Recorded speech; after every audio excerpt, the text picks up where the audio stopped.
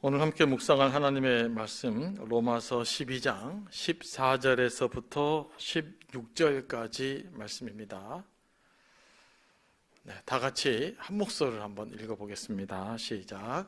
여러분을 박해하는 사람들을 축복하십시오. 축복을 하고 저주를 하지 마십시오. 기뻐하는 사람들과 함께 기뻐하고 우는 사람들과 함께 우십시오. 서로 한 마음이 되고 교만한 마음을 품지 말고 비천한 사람들과 함께 사귀고 스스로 지혜가 있는 채 하지 마십시오. 아멘. 제가 한번 더 읽어보겠습니다. 잘 들어보시기 바랍니다. 여러분을 박해하는 사람들을 축복하십시오. 축복을 하고 저주를 하지 마십시오. 기뻐하는 사람들과 함께 기뻐하고 우는 사람들과 함께 우십시오.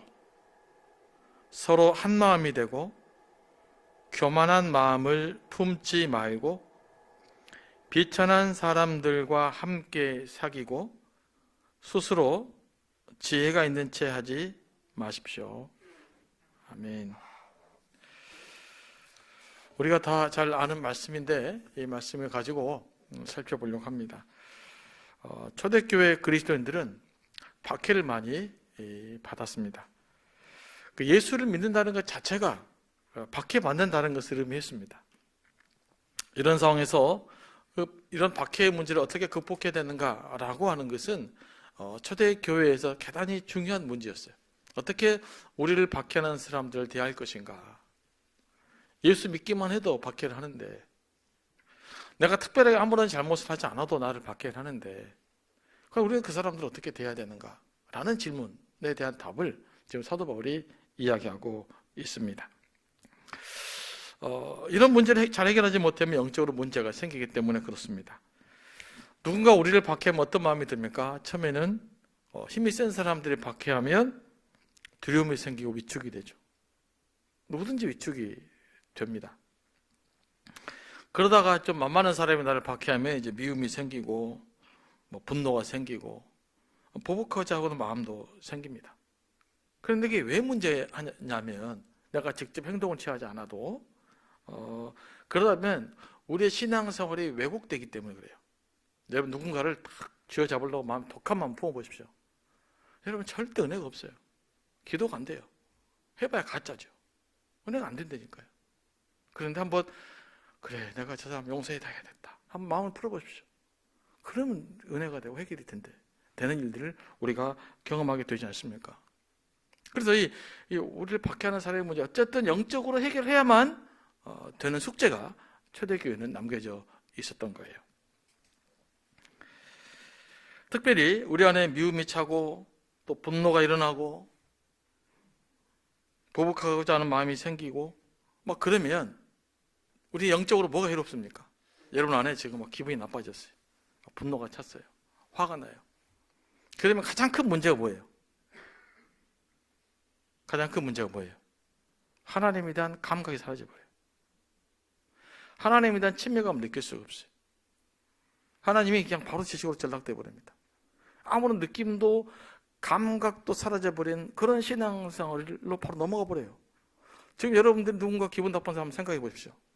떠올려 보시기만 해도 제 말을 알 수 있을 거예요. 그것만으로도 안 된다니까요. 떠올리는 것만으로도 기분이 나빠져 버려요. 하나님 우리의 관심사에서 멀어져 버린단 말이에요. 그래서 우리를 박해하는 사람들을 어떻게 대해야 되는가라는 숙제에 대해서 사도 바울이 우리에게 이야기하고 있는 거예요. 이 문제를 해결해야 하는 것이 뭐냐면 우리 영적인 감수성을 살려내기 위한 거예요. 우리가 진정한 그리스도인으로 살아가기 위한 것이에요.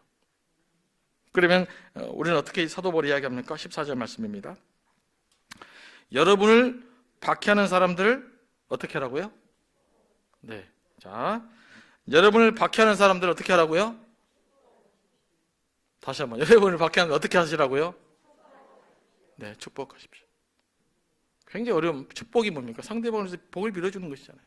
하나님, 저 사람에게 복을 주십시오. 라고 기도해라는 거예요. 이게 축복이지 않습니까?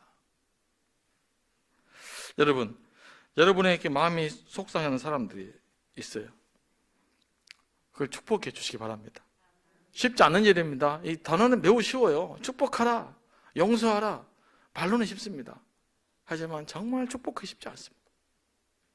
그런데 교회가 앞으로 우리가 서로 사랑하는 교회인데, 이 서로 사랑하는 교회가 되려면 이 작업을 하셔야 돼요.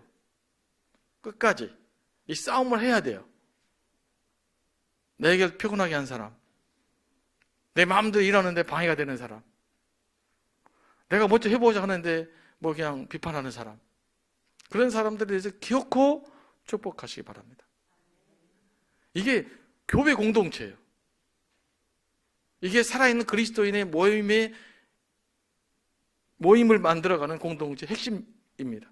앞으로 우리가 그 일에 열심히 힘을 써야 될 줄로 믿습니다. 그리고 축복만 하지 말라고 그럽니까? 저주도 하지 말라고 그러는 거예요. 내게 상처 준 사람 용서하려고, 회개하려면, 마음의 상처를 씻어내려면 욕도 하지 말랍니다. 그래야 되는 거예요. 욕도 할 필요 없는 상태로 이렇게 이해해 주는 거예요.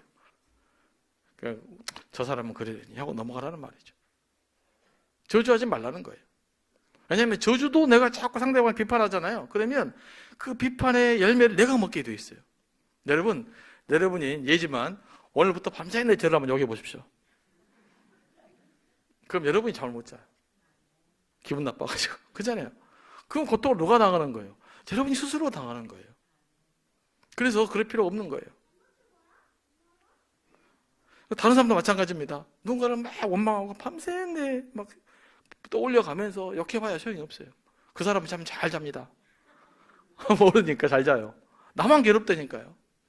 그래서 여러분, 화해자는요, 자기가 잘못한지 잘 몰라요. 대부분은. 그래서 당한 사람 억울할 뿐이에요. 그럼 나만 억울해요. 그럴 필요 없습니다. 잘 주무시고 잊어버리시고 살아야 돼요. 욕도 하지 마시고. 그게 영적인 비결이고요. 욕도 하지 말라는 이야기, 요즘은요, 그 심리학자들이 이 부분을 연구를 많이 해가지고 이런 이야기들 많이 있습니다. 여러분에게 상처 주는 사람 안갚음하려고 하지 마십시오. 그냥 이렇게 영어를 내딛고 또 이렇게 보내시기 바랍니다. 그 이야기 하고 있는 거예요. 그리고 이제 어떻게 좀 더 그 실천적 상황을, 초대교회로 들어가면 왜 내가 박해를 받는지를 좀 분석해 볼 필요가 있습니다. 우리도 마찬가지입니다. 박해한 상황이 왜 박해를, 저 사람이 나를 싫어할까? 이제 그런 일이 생기잖아요. 이것이 내 잘못 때문인가 아닌가를 살펴봐야 돼요. 내 잘못이다. 그럼 어떻게 해야 될까요? 내가 사과하면 됩니다. 내가 이들 잘못했나 보다. 그래서 저분이 나를 싫어한가 보다라고 하면 사과를 하면 돼요. 근데 내 잘못이 아니에요. 저 사람이 나를 시기하기 때문인가? 그러면 그냥 또 넘어가시면 됩니다. 또 이익이 충돌되는가? 서로 간에 이익이 충돌되는 문제라면 내가 한 발 양보하시면 됩니다. 내 거 다 챙기고 박해받는 것보다는요, 좀 손해보고 박해를 안 받는 게 낫습니다. 내가 한 발 양보하고 관계를 회복하는 것이 훨씬 나아요. 여러분, 내 거 다 챙기고 관계 깨지잖아요. 그건 불행한 거예요, 나중에. 그런 분들이 가장 불행해요. 그런데 조금 양보하는 사람들 있잖아요. 그래서 관계를 중요하게 여긴 사람, 이런 사람들은 나중에 행복합니다. 여러분, 행복하게 살고 있습니까? 나이가 먹어도 계속 행복한 삶을 살고 있습니까? 그러면 기꺼이 한 발 양보하셔야 돼요. 이건 사실이에요. 이미 경험하신 분도 있으실 거예요. 근데 관계라는 것이 참 묘합니다. 희한하게도 내가 한 가지 양보해주면 관계가 형성되는데, 내 걸 기꺼이 추구하면 관계가 깨져요. 부부관계 다 마찬가지 않습니까? 내가 한 발 양보하면 회복되는데 기꺼이 추구하면 결국 충돌이 나는 거예요. 그래서 관계가 매우 중요한데, 관계를 회복하려면 뭐 하시라고요? 한 발 양보하시기 바랍니다. 나를 대적하는 사람 향해서도 한 발 양보하면 여러 가지 화살을 피해갈 수 있어요. 그래서 그런 걸 통해서 이런 박해 상황들을 잘 좀 헤아릴 수 있게 되길 원합니다. 양보할 것 있으면 양보하고, 또 미안할 것 있으면 또 미안하고, 그런 것이 아니면 또 그냥 넘어가는 그런 통 큰 마음이 우리에게 필요한 거죠. 이 저주하려는 말도 상당히 조금 더 이제 우리가 깊이 생각해 봐야 됩니다.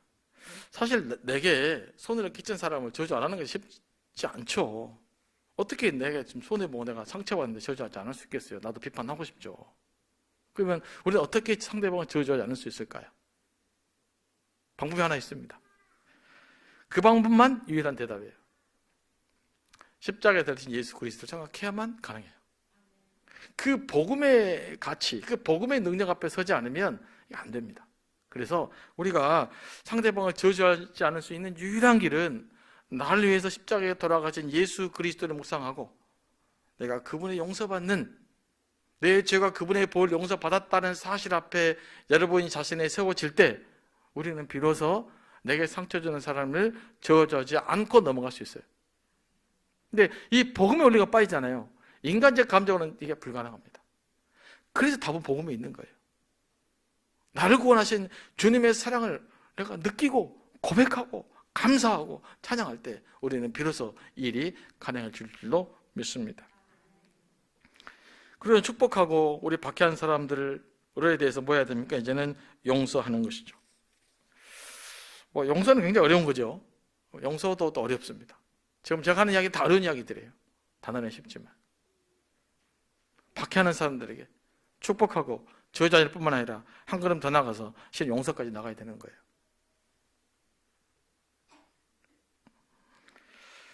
근데 용서라는 것은요, 머리로 하는 것이 아닙니다. 문제는 용서는 또 지식으로 하는 것이 아니죠. 내가 용서합니다 라고 해서 용서가 되지 않아요. 뭐가 용서가 될까요? 용서에는 두 가지가 있어요. 감정적으로 용서가 돼야 돼요. 자, 뭐라고요? 감정적으로 용서가 돼야 됩니다. 그러니까 나는 당신을 용서해요. 근데 마음이 막 불이 나고 있어. 그게 용서가 아니잖아요. 근데 우리는 그런 식으로 용서를 많이 해요. 우리 교회가 이 부분에 대단히 위선적입니다. 속이 부글부글 끓는데 용서한다고 그래요. 용서가 아니죠. 용서는 뭐가 용서해야 된다고요? 감정이 용서가 돼야 돼요. 감정이. 상대방한테 억울하고 막 부글부글 끓는 마음이 사라져야 용서가 되는 거예요. 그래서 우리는 용서를 다 말로 해요. 말로. 다시 말씀드립니다. 용서는 감정이 따라와야만 용서가 되는 거예요. 감정이 따라오지 않는 건 용서가 아니에요. 근데 감정이 따라오지 않으면 용서했다고 말해요. 그러니까 용서는 가짜 용서고 위선적 용서고, 그래서 세상 사람들이 보면 오히려 우리를 비난하게 되는 것입니다. 반드시 기억하시기 바랍니다. 용서를 뭐가 따라가야 된다고요? 감정. 여러분의 감정이 따라가야 돼요. 그래서 감정이 따라오지 않으면 기도하셔야 돼요. 하나님, 난 용서하고 싶은데 이놈은 감정이 절대로 안 따라갑니다. 그냥 보기만 하면 그냥 싫고 화가 나고 짜증이 납니다. 그렇게 하나님께 기도하셔서 이 감정 회복될 때까지 기도하셔야 돼요. 우리가 이 훈련을 잘 안 하신 것 같아요. 앞으로 십자가 복 앞에서 감정이 해결될 때까지 용서를 위해서 기도하시기 바랍니다. 그래서 감정이 쭉 누그러지잖아요. 그러면 다 괜찮아요. 그러니까 내내 막 불이 났는데 감정이 누그러지면 아무런 문제가 없어요. 그래서 용서는 감정까지 가야 되는 거예요. 여러분, 스데반이 주여 저들 용서하옵소서 어떻게 했을까요? 뭐로만 용서했을까요? 그러지 않아요. 전격적으로 감정까지 용서가 되니까 주여 저들이 불쌍합니다 라고 기도까지 가잖아요. 어떻게 그들이 불쌍합니다 라는 불쌍하다는 용어는 감정적 용어예요. 그래서 거기까지 가는 용서가 우리에게 일어나야 되는데, 그 용서를 가능하게 하는 것이 단 가지 있다. 뭐다고요? 십자가에 달리신 예수 그리스도를 묵상할 때만이 용서가 가능한 거예요. 그래서 축복하고 저주하지 말라, 한 단계 더 나가서 용서까지 하라 라고 이 말씀을 우리가 이해할 수 있게 되기를 원합니다. 그 15절 말씀 봅니다. 기뻐하는 사람들과 함께 기뻐하고 우는 사람들과 함께 우십시오. 이건 이제 건강한 공동체성 회복이에요. 그러니까 우리가 공동체성 회복한다라는 말 뭘까요? 서로 공감적으로 이해가 된다라는 뜻이죠. 그러니까 우리 안에 건강한 공동체는 뭡니까? 상대방이 기뻐하는 일이 있을 때 같이 기뻐하는 거예요. 또 상대방 슬픔을 당할 때 같이 슬퍼하는 거예요. 이게 일어나는 것이 진정으로 서로 함께 웃고 함께 울 수 있는 공동체가 돼야 되는 겁니다. 근데 이게 참 만만치가 않다. 저 같은 경우도 살펴보면요, 함께 우는 건 더 쉽더라고요. 막 불쌍한 일을 당해요. 그럼 눈물이 나요. 어쩌면 좋을까? 그래 누가 엄청 잘 나가잖아요. 그럼 이게 기분이 나빠요. 아유, 저거 별거 다 했는데. 이런 느낌이 있단 말이에요. 그래서 여러분, 이 슬픈 사람과 함께 공감해 주는 능력은 우리에게 어느 정도 있는 것 같아요. 그런데 좀 잘 되는 사람, 이분을 마음껏 축하해 줄 수 있어야 됩니다. 이게 진정한 공동체예요. 그래서 잘 되는 사람과 함께 기뻐해 주실 때 그 공동체는 빛이 납니다. 특히 한국 사람들은요, 마음이 따뜻해가지고 누가 슬픈 일 당하면 같이 잘 울어요. 근데 남들이 잘 되는 꼴을 못 봐. 그게 뭡니까? 공동체성이 아닌 거예요. 그러니까 진정 공동체를 위하면 함께 울기도 해야 되지만 함께 기뻐할 수도 있어야 되는 겁니다. 그래서 누가 좀 좋은 일 벌어지고 막 듣잖아요. 그러면 일부러 막 축하해 주시기 바랍니다. 저는 이제 그런 경우도 많이 들었어요. 누구 자녀들이 잘 됐다 그러면 제가 어렸을 때 어떤 놈이었는지 알아? 막 그러고. 아주 못된 놈이었는데. 왜 그럴까요? 축하하면 되잖아요. 그게 우리 인간의 이제 죄성 때문에 그럽니다. 그런데 진정 공동체가 어떤 공동체더라고요? 네, 함께 울어주고 함께 기뻐해 주시는 사람이 진정한 공동체가 될 줄로 믿습니다. 그래서 함께 기뻐하는 일이 많아져야 돼요. 그래야 공동체가 재밌습니다. 울어주는 일도 중요한데 울어주기만 하잖아요. 그럼 지치고 피곤해요. 그러니까 울어주기도 해야 되지만 뭐가 더 많아야 된다? 함께 기뻐해 줄 일이 더 많아야 됩니다. 그래서 조금만 기쁜 일이 있어도 기뻐하시고 그것도 나누시고 축하해 주시고 뭐 그럴 수 있게 되기를 원합니다. 특별히 성탄절은 함께 기뻐해 주기에 좋은 날이에요. 성탄절이니까. 그래서 이 기한을 통해 함께 기뻐하는 삶을 살아갈 수 있게 되기를 원합니다. 그런데 마음이 이제 악한 사람들은요, 하여튼 잘 되는 사람을 보고는 시기하고 우는 사람을 무시해요.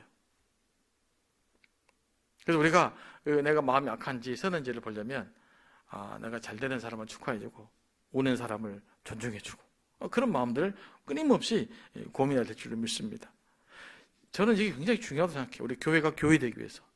저와 여러분이 하나님의 자녀로서 살아가기 위해서 가장 중요한 원리라고 저는 믿습니다. 그래서 우리 교회는 가능하면 제발 다른 사람을 비판적인 이야기를 안 해야 돼요. 앞으로 축하만 해주시기 바랍니다. 좋은 것만 말해주세요. 그것도 우리 교회 공동체 문화를 만들어야 돼요. 누군가가 좀 부정적인 이야기를 하면 못하게 만들어야 돼요. 이제 그만하세요. 나도 물들어집니다. 그래서 축하할 일을 만드시면 돼요. 얼마나 많습니까? 이렇게 좋은 식구들이 이렇게 살아가고 있는데. 그래서 그 문화를 만들어서 진정한 공동체성이 회복될 줄 믿습니다. 그게 앞으로 미래의 교회가 살아가는 거예요. 여러분, 세상에 과학도 발전돼 있죠. 문화도 발전돼 있죠. 우리가 세상을 못 따라가요. 우리가 아무리 영상을 발전한들 방송국만큼 잘할 수 있겠습니까? 그러잖아요. 우리가 뭘 할 수 있겠어요? 그러나 세상 사람들도 잘할 수 있는 것은 있어요. 그게 뭘까요? 용서하고 사랑하고 이해하는 일은 우리가 제일로 잘할 수 있어요. 믿으십니까? 문화는 안 된다니까요. 우리가 뭐 영을 써도 여러분 세상 문화 못 따라갑니다. 그럼 뭘 해야 되겠어요? 하지만 더 중요한 것, 사랑하고 용서하고 이해하고 축하해주고 격려해주고 서로 보듬어주는 것은 제일로 잘할 수 있다니까요. 이것을 보여줘야 돼요, 세상 사람들에게. 그래서 이 일들을 우리가 잘 감당할 수 있게 되길 원합니다.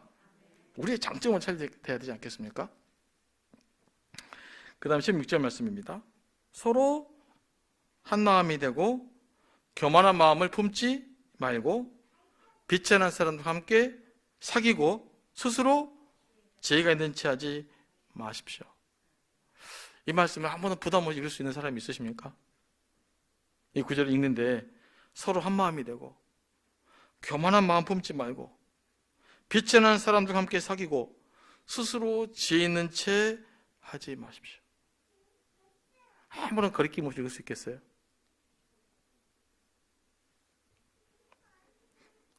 그래서 이 말씀을 제가 한번 여러분 읽어드렸던 거예요. 이런 말씀은요, 지식으로 공부하고 막 설교를 깊이 들을 것이 없어요, 실은. 말씀 자체를 계속 읽고 묵상하고 읽고 묵상하고 읽고 묵상해서 내 삶을 세워가는 거예요. 이런 말씀은 이렇게 여러분 이해하셔야 돼요. 그냥 말씀을 계속 묵상하는 거예요. 내가 서 있는가 돼 있는가 아닌가를 계속해서 끊임없이 묵상해야 될 말씀이 이런 말씀이에요. 서로 한마음이 되는 것은 진정하고 건강하고 행복한 공동체에 위한 필수 조건입니다. 여러분, 하나가 된다는 것을 많은 사람이 오해하는데, 하나가 된다는 것은 저와 여러분이 동일한 생각을 해야 된다는 것을 의미하는 것이 아닙니다. 여러분과 저는 절대로 동일한 마음을 가질 수가 없어요. 그걸 첫 번째로 이해하셔야 돼요. 그러니까 나와 너가 생각이 다른다, 이거 너무나 당연한 거예요. 근데 나와 너가 생각이 다르다는 것 때문에 그걸 뭐 공격을 하거나 비판을 하거나 그러면 안 된다는 거죠. 어차피 다르잖아요. 여러분과 다른 사람은 아무도 없어요. 같은 사람은. 그럼 하나가 된다는 건 뭘까요? 서로 합력해서 일치된 공통의 어떤 그 목표를 만들어가는 것이죠. 그래서 우리가 하나 될 수 있는 길은 예수 그리스도 앞에서 우리는 또 하나가 될 수가 있는 것입니다. 서로 다르지만 하나의 합의를 만들어가는 것, 이 과정이 굉장히 중요한 것이죠. 그러기 위해서 중요한 것이 요즘으로 흔히 말하는 소통이라고도 이야기하는데요. 그런 것들을 끊임없이 만들어가면서 일치된 어떤 비전을 만들어가는 것이 실은 하나 되는 길인 줄로 믿습니다. 성경에서 하나 되는 것은 하모니를 의미해요. 하모니를 만들어가는 것을 하나가 될 줄로 믿습니다. 그래서 여러분, 오케스트라는요 다양한 소리가 존재하잖아요. 여러분, 모든 소리가 똑같다, 모든 악기가 다 바이올린 소리만 낸다, 그럼 오케스트라가 존재할 필요가 없죠. 다 다양한 소리가 내요. 그런데 다양한 소리가 하모니가 되어서 아름다운 음악이 만들어지는 거잖아요. 교회가 일치된다는 것은 다양한 소리가 섞여서 아름다운 음악이 만들어져 가는 거예요. 이게 하나님께서 원하는 일치입니다. 그러므로 각자가 존중받아야 될 줄로 믿습니다. 그러면서 예수 그리스도의 복음 아래 우리가 마음이 하나 되어져 갈 수 있게 되기를 원합니다. 두 번째 하나가 될 수 있는 길은 뭐냐면요, 예수님의 마음을 품어야 되는데, 예수께서 무슨 말씀을 품었습니까? 빌립보서 2장 5절 말씀입니다. 자기를 낮추고 죽기까지 복종하셨어요. 그러니까 하나가 되고 내가 낮아져야 돼요. 내가 낮아지지 않고는 절대 하나가 될 수 없어요. 끊임없이 내가 남보다 높아지려는 마음을 내려놓고 좀 한 걸음 한 걸음 조금 낮아지시기 바랍니다.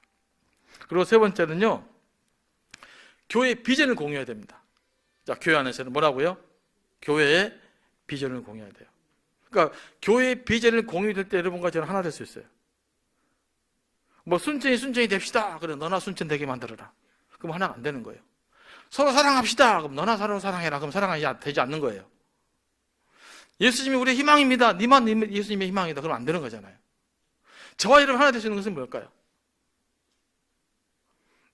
비전이 만들어지고 설정이 되어져서 이게 성경적이다면 마음을 합쳐서 이 비전을 향해서 같이 품고 나가는 거예요. 이게 하나가 되는 거죠. 하나가 되는 길입니다. 그래서 여러분, 교회가 내는 이 비전에 여러분들이 공유해야 될 줄로 믿습니다. 이것이 안 되면 절대 하나가 될 수 없어요. 그래서 이 비전을 만들고 비전이 세워지면 어떻게 이 비전을 만들어야 할 것인가를 고민하는 가운데 그 교회가 만들어진 비전을 중심으로 하나가 되어가야 될 줄로 믿습니다. 우리는 순전히 되게 하라, 서로 사랑하라 라는 그 분명한 그리스도의 비전을 가지고 여러분 교회 세워졌다고 믿지 않습니까? 이 비전이 우리 삶의 중심이 돼야 돼요. 그러면 다 하나 될 수 있어요. 그런데 이 비전을 놓쳐버린다, 그러면 하나가 되지 못한다는 것이죠. 그리고 마지막으로 이제 교만한 마음을 품지 말라고 했습니다. 다 비슷한 맥락에서 이야기되고 있는 거죠. 내가 너보다 낫다라는 마음 이렇게 갖지 말라는 것이죠. 근데 이것도 어려운 것이 뭐냐면요, 사람은 자기 경험이 있단 말이에요. 자기 경험. 그리고 자기 경험이 나한테 유익이 되어 왔어요. 그죠? 여러 가지 경험을 하면 이렇게 살다 보니까 내 삶에 유익이 되지 않은 어떤 경험들이 있어요. 근데 그 경험 앞으로 내게는 유익해요. 그러다 보면 이 경험을 절대시하는 경향이 있어요. 이 경험이 나한테 중요한 것이지 상대방한테 중요한 건 아니거든요. 그런데 내 경험을 절대시하기 시작합니다. 왜냐하면 내게 유익이 됐으니까. 그래서 그 경험이 말씀보다 중요한 가치를 차지하게 돼요. 그러면 우리는 교만에 이르게 됩니다. 모든 교만은요, 내가 너보다 잘났다 그렇게 교만하지 않습니다. 내게 유익이 됐던 어떤 경험들을 절대화시키기 때문에 교만하게 되는 거예요. 자, 여러분의 유익이 됐던 경험들은 이제 이렇게 생각해 보시기 바랍니다. 여러분의 유익이 되었던 경험들은 누구에게 유익이 된 거예요? 여러분에게만 유익이 된 거예요. 나한테 유익이 됐다고 해서 그것이 다른 사람에게까지 유익이 되지 않는다라는 사실 여러분 기억하셔야 돼요. 그러면 우리에게 절대적으로 유익이 될 수 있는 것은 뭐냐? 그건 오직 말씀밖에 없다. 그러니까 말씀만이 우리에게 절대적으로 유익하고 나에게 유익했던 것은 나에게 유리했던 것이다. 그리고 나와 비슷한 사람들에게 유일한 거예요. 그런데 이것을 막 강요를 하잖아요. 그럼 그때부터는 블라인성의 문제가 생기게 되는 것입니다. 그래서 내 경험 때문에 우리는 교만해지는 거예요. 실은 내게 그것도 좋은 경험 때문에. 그런데 내게 좋은 경험보다 더 중요한 것이 뭐라고요? 하나님의 말씀입니다. 그래야 우리는 비로소 겸손해질 수가 있는 것이죠. 그래서 이 문제는 저 숙제이기도 하고 여러분의 숙제이기도 합니다. 그리고 마지막에 뭐라고 이야기합니까? 바울은 이제 비천한 사람들과 사귀라고 말합니다. 왜 이 말이 생겨났을까요? 로마 시대는 어떤 계층입니까? 계층 사회잖아요. 계급 사회지 않습니까? 교회다 보니까 특별히 로마 교회는 어떤 사람들일까요? 다양한 계급 사람이 봅니다. 로마에 귀족들도 있고, 그 다음에 디아스포라 유대인들도 있을 것이고, 그리고 또 로마에는 종들도 있었어요. 있다 보니까 교회 안에 무슨 일이 생길까요?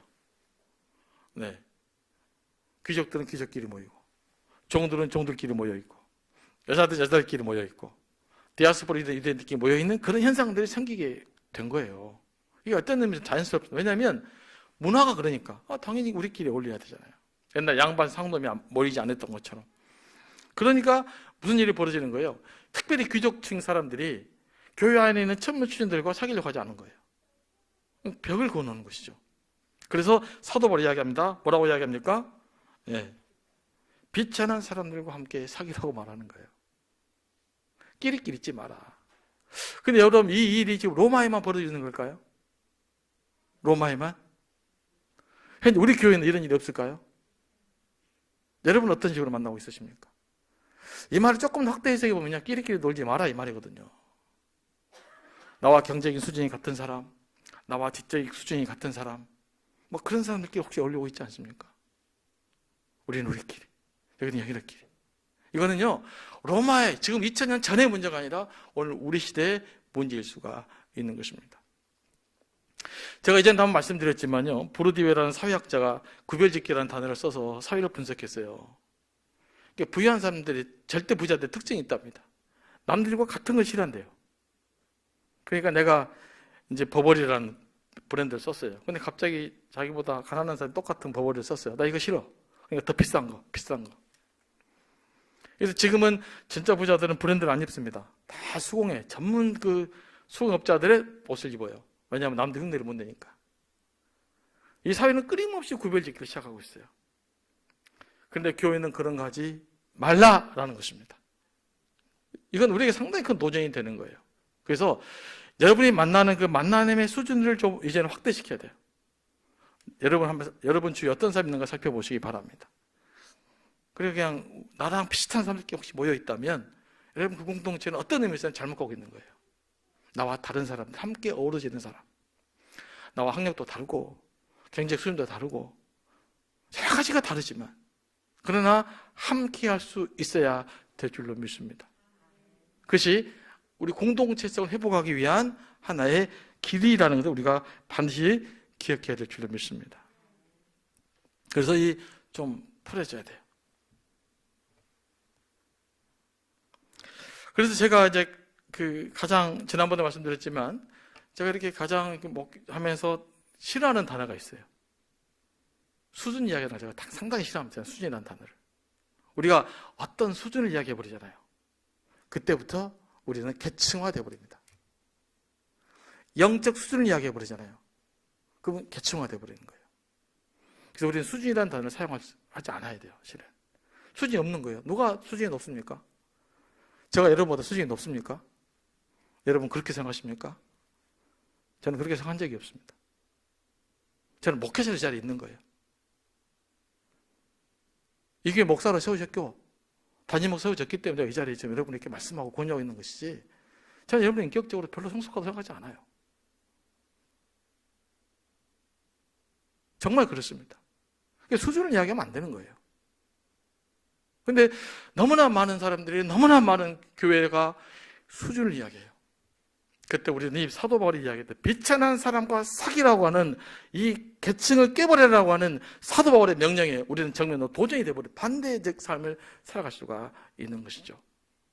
이제 앞으로 이 수준을, 이란 단어를 없애고 나와 모든 사람과 어우러질 수 있는, 가능하면 모든 사람과 어우러질 수 있는 그런 저와 여러분이 되기를 원합니다.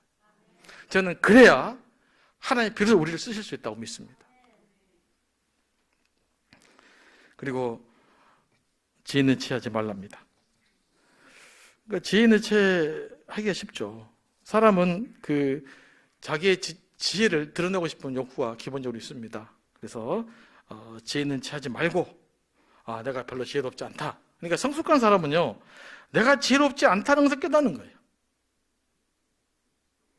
그래서 여러분, 내 생각이 틀릴 수 있다라고 생각하시면서, 가능하면 여러분 무슨 말 잘하면 좋겠냐면요, 뭘 좀 모르잖아요. 그러면 잘 모르겠습니다라는 말을 앞으로 하시기 바랍니다. 여러분 다 하는 거 아니잖아요. 그러니까 모르는 것을 알려고 하면 이제 막 흉내내는 문제가 생깁니다. 그래서 우리 교회가 건강한 교회는요, 건강한 사람은 네, 잘 모르겠습니다라는 말을 많이 하는 교회가 건강한 교회입니다. 제가 물어보시면, 좀 모르겠으면 나 잘 모르겠다고 한번 생각해 보자고, 그러냐고, 그런 교회가 만들어야 될 줄로 믿습니다. 그것이 바로 아는, 지혜롭지 않지 않은 교회가 되는 길입니다. 그래서 다 모르잖아요. 그래서 늘 나는 부족하다, 나는 모르는 것이 많다, 나는 보잘 것이 없다. 왜냐하면 십자가의 복음 앞에 서면 우리는 그럴 수밖에 없기 때문에 그러지 않습니까? 그래서 그런 것 통해서 하나님이 우리에게 요구하시는 아름다운 공동체를 만들어내는 것이, 저는 앞으로 포스트 코로나 이후에 뉴 노멀 시대 우리가 교회가 가장 긴급하게 회복해야 될 일이라고 믿습니다. 저는 이것만 회복이 되면 교회는 다시 살아나리라고 믿습니다.